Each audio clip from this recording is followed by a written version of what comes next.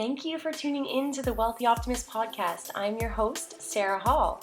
For the past several years, I've been a practicing mindset and personal development coach, guiding people of all ages to their empowerment and systematically teaching how to restructure your thinking patterns through my simple, practical methods and exercises I developed in my book, Positive Power: 12 Steps to Mastering Your Mindset.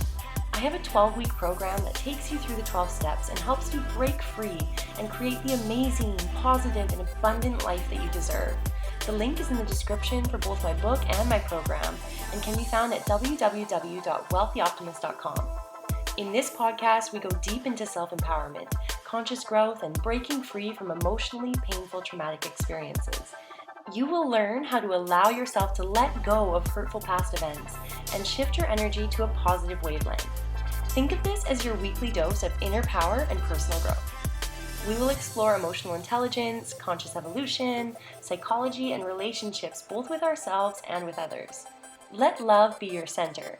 Learn to embrace love, to give love, and to express gratitude freely. This is the power you have within yourself, and I'm here to help you unleash it. Now, let's dive into today's episode. Hi, everybody. Welcome back to my podcast, the Wealthy Optimist podcast. I've been away for a minute, and there is due cause for me being away. I actually got sick with the coronavirus, which then led to a kidney infection, which then led to kidney stones, which then led to something else that I'm not prepared to discuss yet happening, which was very stressful and emotional, which finally concluded in a very, very sad loss on Tuesday, which was just 2 days ago, of my best friend in the entire world for the past 17 years being put to sleep.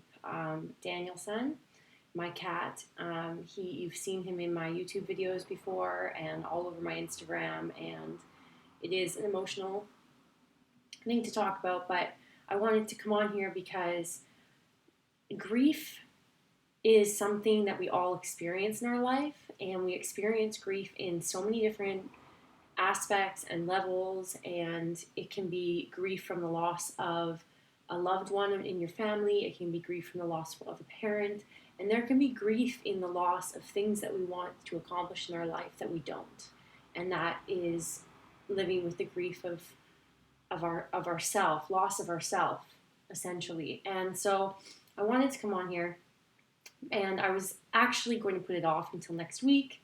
And I thought, Sarah, let your emotional state get a bit better before you go on a podcast.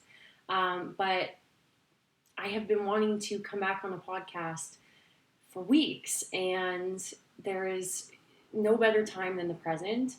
And it's a good way for me to share what's on my heart and what's on my mind with you all right now, and talk a little bit about my furry friend, my Danielson, and tell you a little bit about the story and how I'm working with that grief. And so for those of you that don't know Danielson or didn't know Danielson, I moved out of my parents' house when I was about 15. I moved out of my mom's house when I was 15, and tried living with my dad for about a year, and it didn't really work.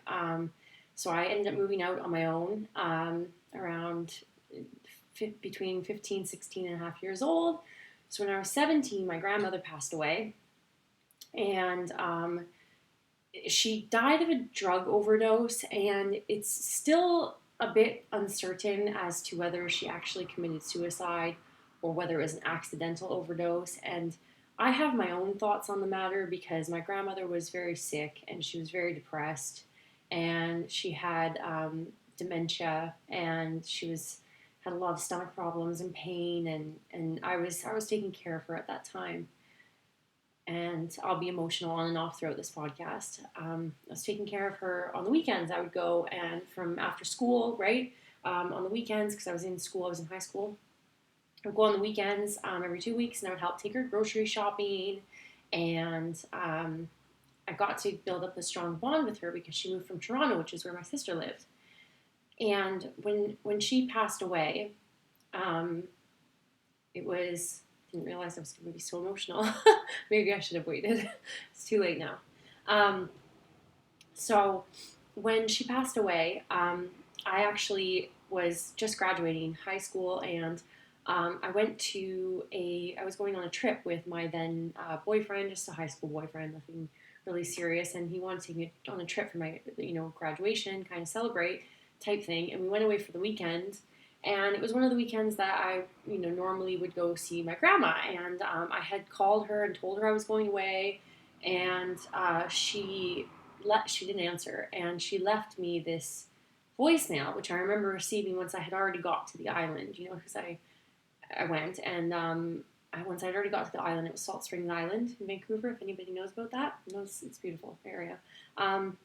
And I got this voicemail, and this voicemail, she sounded distraught and confused, and she said something horrible to me, that I made my choice, and I didn't know what to do, and I tried calling her back, I don't know, 100 times, and she didn't answer the phone, and I called my mom and told her about it, and thought it was very odd, and my mom said that she would go and check on her, and, I went on with my vacation, I got back, I went back to work, and I was at work, and I remember this moment vividly in my life. I was at work, and I was working at Applebee's as a waitress. And back then, when I was younger, because I was living on my own while I was in high school, I had to lie about my age and say that I was over 18, so that I could serve as a waitress and make tips, because there were no other jobs that I could get at that age that I could make decent money at except waitressing. Because I was full-time in high school, and I would just tell them, something else about why I couldn't work during the day. But I was at Applebee's, and I was working, and they called me out, and they said that my family was there and that they needed to talk to me. And I remember so vividly walking out and seeing everybody in my family, it felt like, except my dad wasn't there. And my immediate gut-wrenching thought was, oh my God, my dad is dead. And my mom was crying, and she said, Grandma's passed away. And I feel still guilty to this day that for a split second I felt relief, and then it doubled down with incredible sadness. And I've talked this through with a counselor before, and it's like a trigger moment where you think you're losing somebody, but you're losing somebody else. It's a very weird phenomenon that happens. And I felt relief, and then I felt incredible sadness and incredible guilt for feeling relief.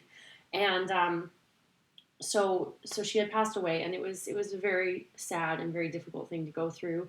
I had to help get her apartment cleared out, and it was a very hard loss for me, and I was already at a very fragile. I had a very difficult high school time, and I was already at a very fragile mindset. So, and I'm very emotional right now, so I probably should have waited to film this, but my grandma loved cats. So, I mean, and when I say that she loved cats, I mean, like, cats were the love of her life. So she had this cat named Beauty, and he was a kitten, and he was only probably a year old or something when she passed away. She loved him. She loved him so much. And his name was Beauty, and he was so nice, and um, one of my aunt's girlfriends, Carly, she adopted Beauty, and she actually had Beauty until earlier this year. And unfortunately, Beauty had to be put down just 4 months ago, after living a very long life. And she's been devastated about it. And I got to see Beauty before I left to move over to the UK. And I'm thankful that I got to see Beauty again, before he passed away. But the point that I'm getting to is my grandmother loved cats so much, so much, and so she she had these beautiful blue eyes. I apologize that this is a little bit scattered, but I didn't plan this out, so you get a very authentic podcast right now. She had these beautiful blue eyes, and my mom has these beautiful blue eyes too, and my sister Tamara just had these stunning blue eyes too. And when I was thinking, I'll get a cat at 17, living on my own, and I went into this adoption center, and it's called the SPCA in Vancouver, BC, and I saw this chocolate Siamese cat, and he just saw him, and he was the most beautiful thing I've ever seen. And when he opened his eyes and he looked at me, he had these beautiful blue eyes, and they were unlike anything I've ever seen. I just felt like it was like a moment from Phoebe from Friends where she thinks her mother is reincarnated in this cat. I literally was like, my grandmother is speaking to me through this cat. And I got him and I adopted him, and he was about 1.5 to 2 years old. They weren't exactly sure on the age. And he was a chocolate point, purebred chocolate point Siamese cat. And he had actually been given up because the family that had him had a baby, and they said that it was too much for them to try to have the cat and the baby together, so they gave him away. And I just couldn't understand why somebody would give this beautiful, beautiful, handsome boy away. And I brought him into my home, and he actually took a little while to get to know each other. Like the first 6 months that I had him, he escaped from the house and ran away, and I had a collar on him. I named him Daniel-san. Now, I know that Daniel-san is from the Karate Kid, but you have to understand the irony that I did not realize that when I named him that. I was reading Memoirs of a Geisha, and this will show you how much of a bookworm I am. I'm such a nerd that I didn't realize that it was from the Karate Kid, because in Memoirs of a Geisha, a Japanese culture, they call people san. It's like a respect thing. And his name was Daniel, and so I was like, Daniel-san.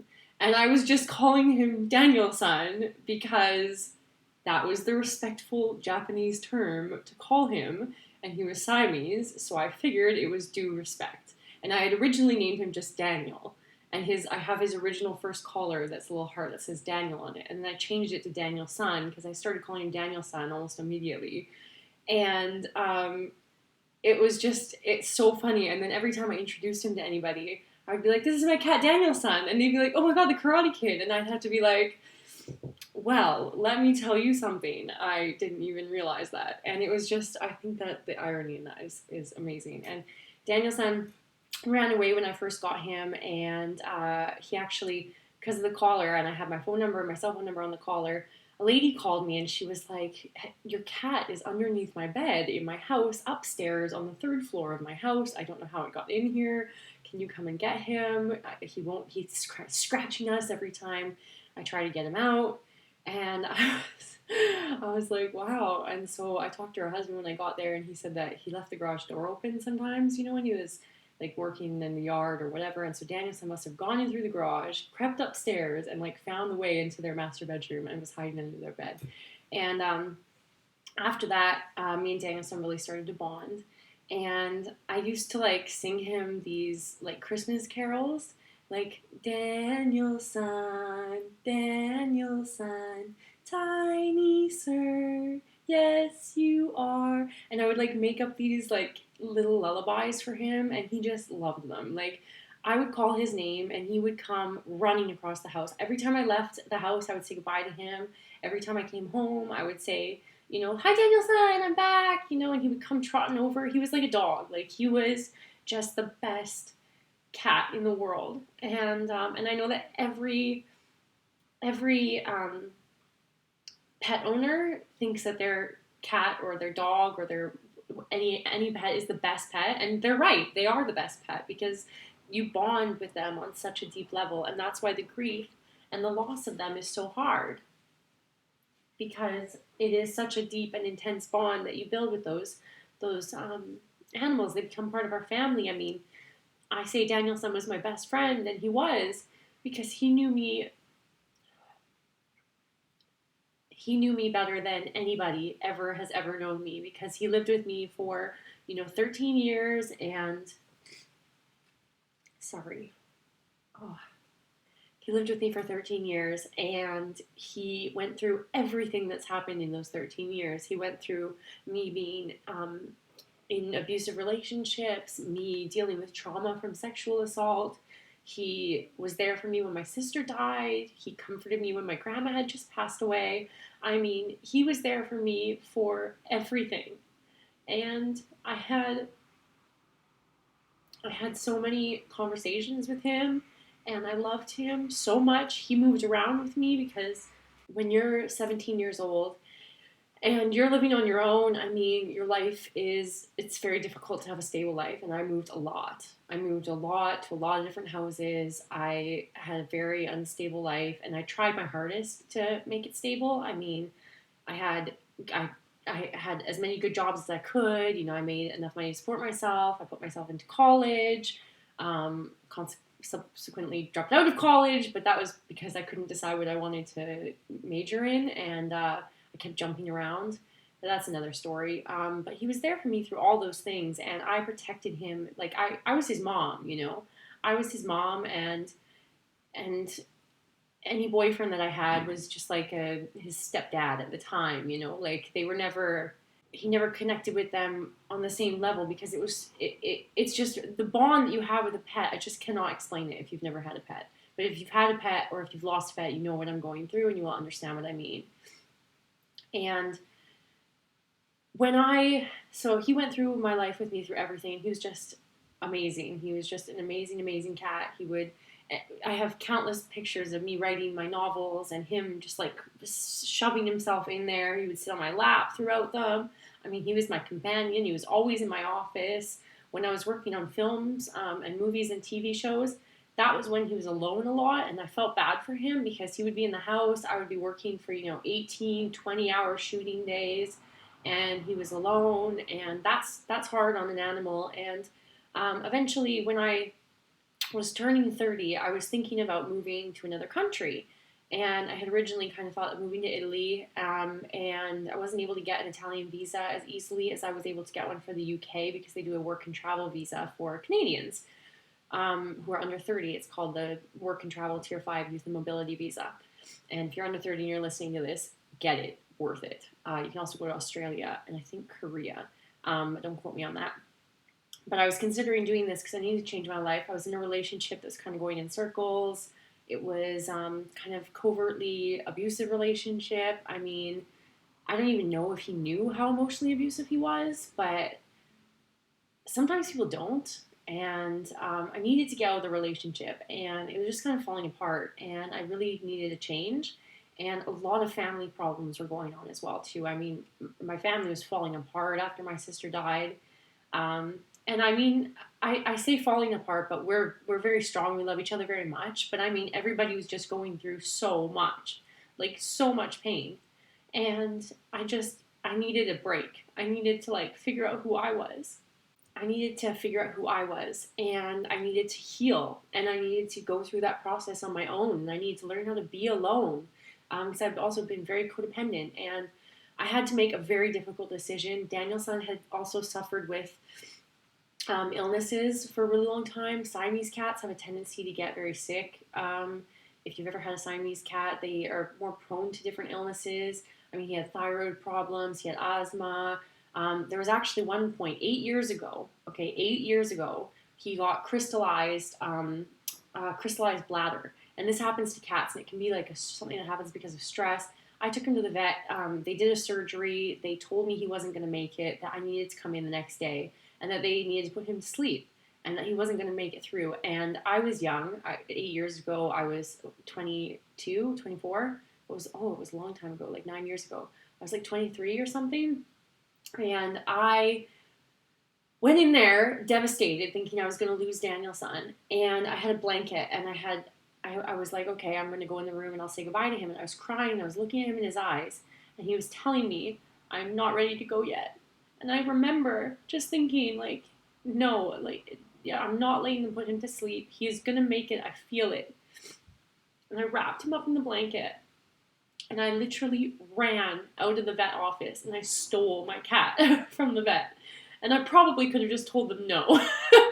But I was not thinking straight. And I wrapped him up and I ran out of the vet office. I brought him in my car and I drove away.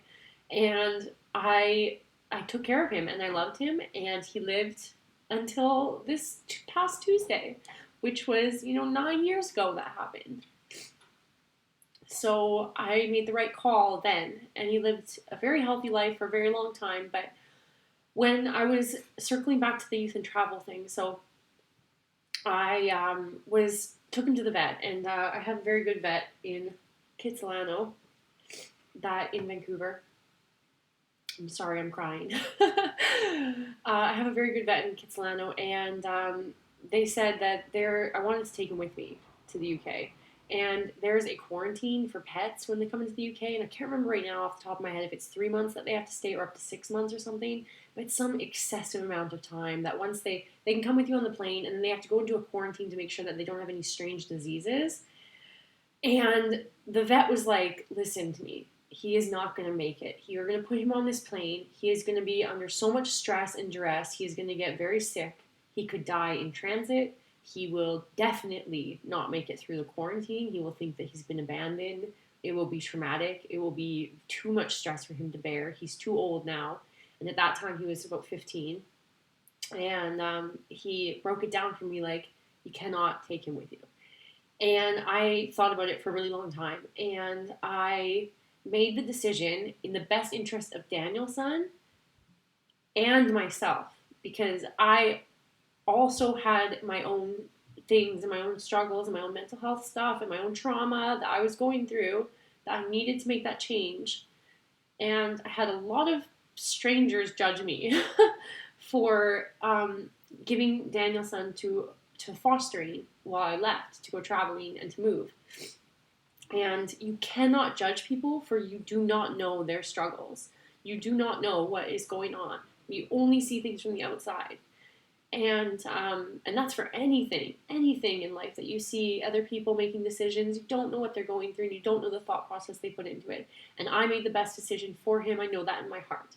And I didn't give him to some stranger. I gave him to Mandy, Mandy and Kyle. I was bridesmaid at their wedding. She was my nanny when I was 9, when my parents got divorced and my mom moved us to Vancouver from West Bank. I lived in West Bank for a few years after I was born. I was born in Vancouver, but then we moved to West Bank. Again, another story. We lived there for a couple of years when my parents bought a house, and we moved back to Vancouver when I was 9. And they had a stable home. They're married. They had 2 other pets, Bailey and Finn, and they, were a stable, loving home. He would have friends, which he hadn't had. He would. I knew it was the best thing for him at the time, and they could take care of him as he was getting older and sicker. And I wrote in my journal, and I was reading it yesterday when I was journaling about the loss of Danielson. And I looked back to June 17th, 2018, when it was the day before I was going to be bringing Danielson to live with Mandy on the island. And I'll show you, actually. If you're listening to the podcast and you're not on my YouTube channel, I am pulling out my planner, which is, it's not a planner, I'm pulling out my journal, and you can see there his little paw print.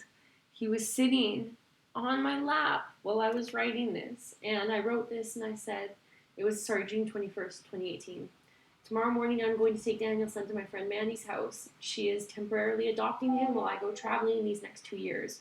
Although I am very grateful she's taking care of him, I feel terribly guilty. He is actually looking at me right now and rubbing his head against me, trying to get his tiny little face between me and the journal like he always does when I'm reading or writing. I am going to miss him so much, and I pray to God that he stays healthy and happy. Danielson will have 2 little friends there.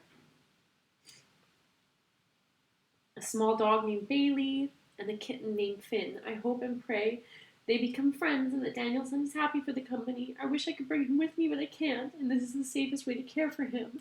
And it's obviously really upsetting to read, and I've been filling this journal up for the past 2 years since I went on my travels, and I fill journals up normally every year, but I fill a couple up at a time, and this one's been like my more really intimate personal stuff that's happened in my life these past 2 years, and the other ones are more like anxiety journals or thinking journals or affirmation journals or meditating journals or just thoughts that are going on, but this one's been like life-changing moments, and it's almost full. I've had a lot of life-changing moments in the last 2 years. And I know I made the right decision at the time, But I couldn't help but for the last 2 years feel incredibly guilty that I wasn't there for him. And I knew he was getting sicker, but a part of me wanted to like disassociate and pretend that he wasn't getting as sick as he really was because I didn't want to lose him. And I didn't want it to be real that he was sick and that I was so far away. I was supposed to go home for Christmas last year. And I would have gone and visited him, and I would have seen my brother and my sister and my dad and my mom. And it's August. It's August of 2020, and I was supposed to go home for Christmas last year, and I actually decided not to. And there was the main deciding factor is that I didn't want to. And I could have. I had the means. I could have gotten on a plane. I had the time off. I had 2 weeks off. But I didn't want to because something really traumatic happened to me at Christmas. I was sexually abused on Boxing Day and Christmas Day evening, whatever you call that. And I've been dealing with that and for a decade. And I actually have really started healing from it these past couple of years. And that was my first time away from home at Christmas ever in my life. And I decided to stay here because I wanted to heal on my own. I wanted to have a Christmas alone, like not alone.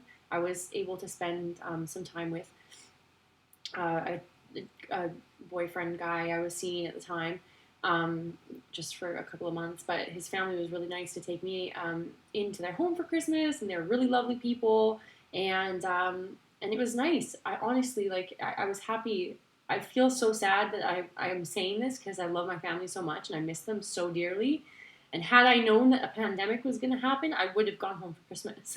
But we can't predict the future. We can only live in the present moment. And at that present moment, I was doing what's right for me. And I felt good. And then January came and I was starting to make plans to go home in the spring. And you all know what happens next. Coronavirus. And I actually got really sick. I got the coronavirus in the mid to end of February. I was really sick for 2 weeks. Didn't know what was wrong with me. It's the sickest I've ever been in my life. And then in mid-March, everything shut down. We were in lockdown. And I haven't been able to go home ever since. And July 1st, my visa expired. And I applied for my ancestry visa, UK ancestry visa, which I'll be receiving any day now. And I applied for that in May, and it's been backlogged because of the pandemic. And so I'm actually not legally allowed to leave the country until I get that. Because if I do leave, I give up my ancestry visa application, which was a fortune. I don't even want to tell you how much it cost because it makes me nauseous. And it was a hell of a lot of work that went into it. I had to collect birth certificates from deceased members of my family, marriage certificates that are so hard to find in like Scotland registries and all kinds of stuff like that.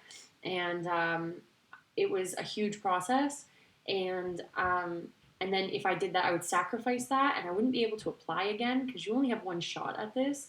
And then I would be not allowed to come back to live here and work here in London, but I would be allowed to come back as a tourist. And I actually had a flight booked on Tuesday, which is the day that Danielson passed away. And I was supposed to go home. And I was supposed to visit my family and be working from home. Because I'm a communications consultant. And I was supposed to be working from home there. And I would have been able to see Danielson and say goodbye to him. And it just didn't work out. I just didn't get my visa in time. And I'm going to live with that. But the point of the story, I think, is more for me to process it. And maybe you'll get some insights to it as well, too, because I say that I have to live with that, but in my heart, I know that I made the right decision.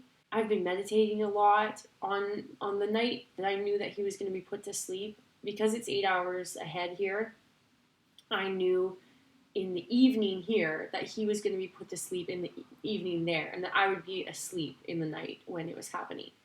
So what I did was I meditated before I went to bed, and I sent him, I was meditating, and I was imagining this golden, bright white light coming out of my heart, filling the room up, breaking out of the walls and breaking forward and pushing out, reaching over the sea and the ocean span and all the way to Daniel's son and enveloping him in love. And I could literally feel him. And I was just meditating on that for as long as I could, sending him all of the love that I had in my heart for him. And I could feel him. And I did get to have my last video call with him in July, the first week of July. And he heard me. He knew that I loved him. And I'm just so sad that he's gone. He was a really good friend. He was a really good friend to me. And everybody that knew him loved him. And when we're going through that loss of a pet, especially a pet that has been there for us in a difficult time in our life, because my sister passed away on July 21st, 2016, and he was there for me through that, I actually thought that his loss would bring up more pain of the loss of Tamara, and I'm surprised that it hasn't. What it has instead is it's brought me the grief of the loss of him and who he was and the character that he was and the beautiful soul that he had inside of him and the love that he had for me unconditionally and the love that I had for him. And I think that he's taught me, I know that he's taught me so much about love and about acceptance, and he was just so good and so kind and so sweet. But he got really sick and he had a collapsed lung. He was really ill, lost a ton of weight, didn't look like himself anymore. He was struggling to breathe, and bless Mandy and Kyle's souls, they wanted to keep him alive as long as possible because they were hoping I could come back. It just, nothing made it possible. And it finally got to the point where we all had to make the best decision for him, which was to put him to sleep. And I really struggled with that because I really was holding out to come back, and I couldn't. And I knew that I wouldn't be able to. And fortunately, my mom, she was on the island at the time. They live in Lake Courtney, which is near Nanaimo in Vancouver, for all my Vancouver friends. And my mom was on the island, and she was able to go and say goodbye to Daniel's son for me. And that makes me so happy. And she saw him as sick as he was, and she said, "This is the right choice, Sarah. He's really suffering, and you don't want him to be in pain." And having to make the decision to put your pet to sleep, who's your best friend, who's your family member, is not an easy decision, but and you do have to live with that choice, but it's the best thing for them at that time. And the reason I told you the story about how the vet told me to put him to sleep before, the significance of that, I think, is outstanding, because he survived and he was able to push through. And when they were telling me a few months ago, like, "Sarah, he's getting sicker and sicker. If you don't come back, like, you're not going to be able to say goodbye to him," I was fighting to come back, tried everything possible to come back. And I just kept thinking, like, no, he's not going to die. He's not going to, because he didn't before. And then I had to take into consideration that he's 17 years old now. And he's going to be 18 in October. And that then he was younger and he was able to fight back and he was able to get through it. And he lived a long life, a beautiful life. He had everything. He had a great life. And people that loved him very, very dearly. Me, number one. And Mandy and Kyle took him into their family. They fostered him like he was their own. They grieved over him. They loved him. And I'm so grateful for them for doing that, for me and for him. And he had a good life, and it was the right decision to make. And for anybody listening to this that's struggling with grief, just know that it's like a wave that you need to ride, And this was probably too fresh for me to film this right now, but, that's the other thing too about when you're going through something. Sometimes it's good to just get it out there. Just get it out there, get it off your chest, talk about it, reach out to friends, listen to different podcasts or videos or read books that talk about it. Get it out there as much as you can. And I just want to say that he was a really good tiny prince. He was my tiny sir, my little prince, my Daniel son. Daniel Sanyo. He was awesome. He was so great. And he's going to be so loved and cherished in my memories forever and ever and ever and ever and ever. And I just love him so much. And I miss him. So thank you for listening to my heart. This is probably the most intimate podcast I've done yet, the most intimate video. I try to share my life and my lessons that I learned in my life to help others know that they're not alone, that what they're feeling in their lives, whether it's grief, anxiety, stress, all of the things, even especially the good things, that you're not alone through them, that you can get through them. And if you need support, then I'm here to be leaned on and to lend an ear to listen. And I love you guys so much. I want to thank you so much for tuning in. And I will see you on the next episode. All right, everybody, that's all I have for you today. I am so grateful for you to be able to take this time for yourself, that you chose to make the conscious decision to be here today, to listen to this, to share this message with somebody else who could value from it. I really appreciate your reviews, your positive reviews, and sharing with the community what you valued out of this lesson today. If you can think of somebody who really needs to hear this message, please share it with them. There is nothing better for me than receiving a podcast or a video or a positive message from somebody that I love that totally changes my outlook on the day. So please pass this on forward to other people. And don't forget to come over to my website, www.wealthyoptimist.com, so that you can connect with me and dive into your transformational journey with our 12-week program, completely breaking free from your past traumas, from your past mistakes, from your past negative energies, and just being able to release all of that and move forwards in our 12-step program that's accompanied by my book, Positive Power, the 12 Steps to Mastering Your Mindset. And I really look forward to having you join as part of our community. Thank you so much for taking the time today to do this for you. I am sending you all the love for a beautiful, wonderful day that you have ahead of you, or a wonderful sleep if you're listening to this in the evening. Until next time.